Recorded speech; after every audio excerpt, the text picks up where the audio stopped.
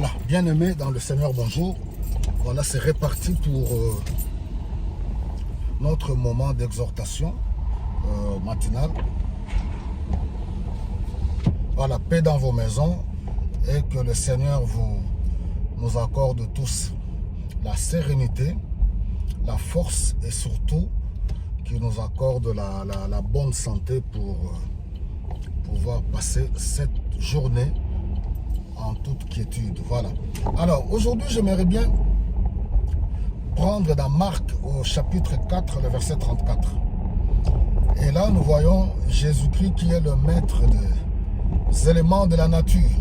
C'est pour nous encourager à avoir confiance en lui. La foi, c'est la confiance. J'aimerais te dire aujourd'hui, quel que soit ce que tu vis, quel que soit ce que tu peux traverser, tu peux faire confiance. Jésus est dans la barque de ta vie.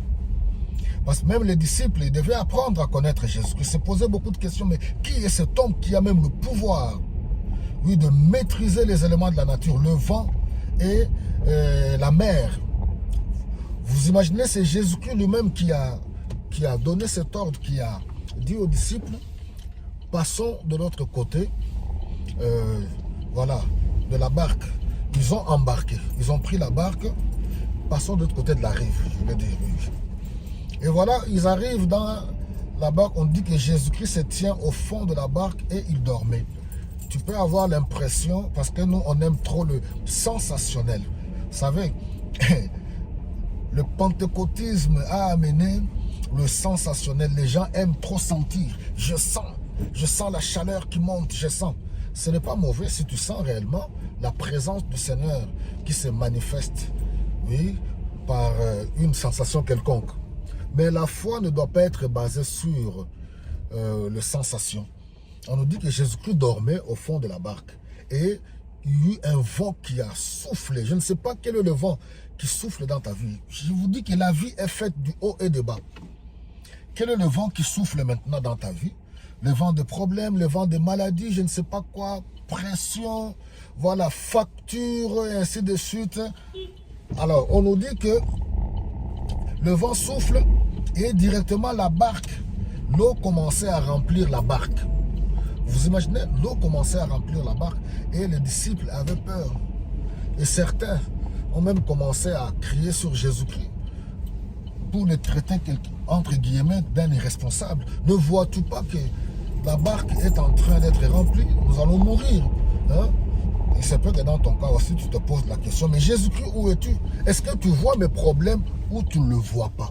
Laisse-moi te dire que Dieu voit tout, il connaît tout et il maîtrise toutes choses. Il n'y a aucune situation qui peut être au-delà de sa connaissance. Alors voilà, on nous dit que Jésus qui se réveille et qui menace, qui fait taire le vent. Aujourd'hui, j'aimerais bien que tu cries au secours. Ce n'est pas une faiblesse, bien que le Seigneur a repris les disciples. Pourquoi n'avez-vous pas la foi? Aujourd'hui encore, le Seigneur, il se peut qu'il nous dit pourquoi nous n'avons pas la foi. Mais dans notre faiblesse, il vient toujours à notre secours. Car il est un secours qui ne manque jamais dans la détresse. Il dit, invoque-moi, je te répondrai. Oui, ce sont les promesses qu'il nous a faites. Donc, n'ayons pas honte ni peur lorsque nous sommes, oui, tourmentés par des problèmes. Nous pouvons crier à lui. Alors là, il calme la tempête. Le vent se calme, l'eau se calme aussi. Et les disciples étaient étonnés. Jésus-Christ. Et ils se posent la question, mais qui est cet homme? Qui est-il réellement cet homme? Et cela est d'actualité jusqu'à aujourd'hui. Les gens se posent encore des questions. Qui est Jésus-Christ? Jésus-Christ est le Fils du Dieu vivant. Jésus-Christ est la parole faite chair. Jésus-Christ est l'agneau de Dieu qui ôte le péché du monde. Jésus-Christ est l'alpha et l'oméga. Jésus-Christ est celui qui est l'auteur de toutes choses. Il est celui par qui toutes choses ont été créées, toutes choses existent pour lui, par lui. Jésus-Christ est celui qui règne dans les cieux, sur la terre et sous la terre. Jésus-Christ est Fils de Dieu. Jésus-Christ est Dieu. Ouais, tu peux compter sur lui.